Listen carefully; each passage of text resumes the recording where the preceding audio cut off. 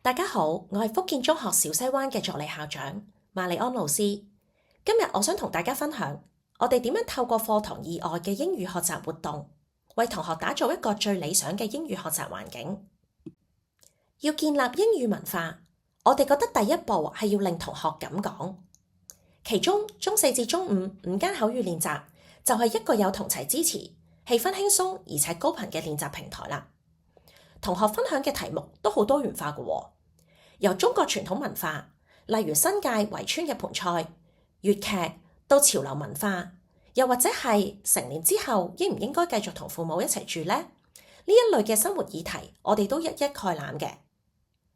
我哋相信喺 AI 嘅年代，學生需要嘅唔係一段望落去好完美嘅文字，而係佢哋有自己獨特嘅見解，亦都可以用英文有條理、自信咁回應社會上邊唔同嘅議題。除此之外，我哋今年都舉辦咗多場嘅聯校英語練習，目的係俾同學有機會面對陌生嘅同學做真實嘅互動，從而提升文憑試口語卷嘅表現。同學要喺限時之內清楚咁表達自己嘅意見，又要即場回應其他同學嘅論點，呢啲都唔係靠背答案就能夠做到㗎。今年我哋另一個英語活動嘅重點就係融入跨學科嘅元素，將英語學習連結到科學、好奇同埋探索。今年跨學科小組上學期嘅主題係 Colors in Science， 當中嘅活動包括組會分享。喺呢度，我哋可以見到中五嘅同學分享動物色彩同埋生存嘅策略，並且將內容衍生到大自然嘅奧秘同埋我哋保育大自然嘅責任。同一嘅主題，我哋延伸到午間嘅互動，理解顏色感知同埋認識色盲嘅原理。呢一種設計令英語自然發生，因為學生會想問、想試、想解釋，咁就可以令學習更加深刻啦。喺同一個主題，台上嘅老師用舞台嘅燈光同步解釋光線嘅原理，將抽象嘅概念變成可以睇得見。我哋追求嘅教學體驗係俾學生感受英語係理解世界嘅工具，而唔係只係課本上嘅文字。另外，我哋訓練咗中三嘅同學用英文講解活動同埋做小實驗，將佢哋喺科學堂學到嘅知識用英文表達出嚟。喺呢度，同學將酸鹼嘅概念變成有趣嘅體驗，試驗蝶豆花茶嘅變色效果。同學要用英語描述觀察，提出假設，比較結果。由此可見，我哋嘅目標好清晰。學英文唔只係學詞彙，而係建立學生需要嘅學術語言能力。另外，英文喺我校嘅領袖培訓都佔咗好重要嘅一環。今年我哋同新加坡姊妹學校合作，為學生領袖設計咗一個完整嘅英語領袖訓練計劃。呢個計劃係由2部分組成嘅。首先，兩校嘅學生領袖先進行領袖會議，佢哋用英文討論現今領袖需要具備嘅條件同埋現代社會嘅挑戰。會後，佢哋亦都要同新加坡嘅同學討論之後 Urban Race 都市遊蹤嘅路線同埋任務。跟住，我哋就將討論帶到去行動啦。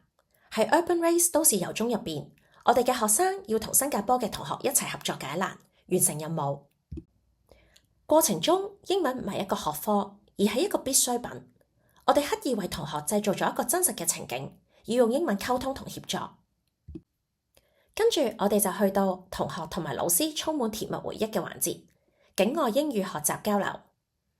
境外交流學習係我哋將英語環境延伸到世界嘅一步。學生喺旅程中需要用英語去觀察、提問、交流、記錄，而呢種真實嘅語境可以令學生睇到英文帶嚟嘅可能性。英文唔淨係應付考試，而係打開視野嘅工具。當然，建立語境關鍵係日常化，所以我哋俾英文走到課室以外嘅每一個角落。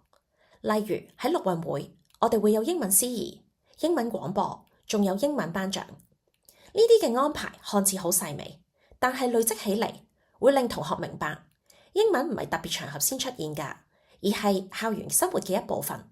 咁同學就更加之願意講英文啦。另外，為咗記錄同學喺英文嘅遊學經歷同埋表揚傑出嘅表現，我哋會定期出版同學嘅遊歷同埋學生佳作。喺現今 AI 年代，最珍貴嘅唔係看起嚟好完美嘅作品，而而係學生真實嘅聲音。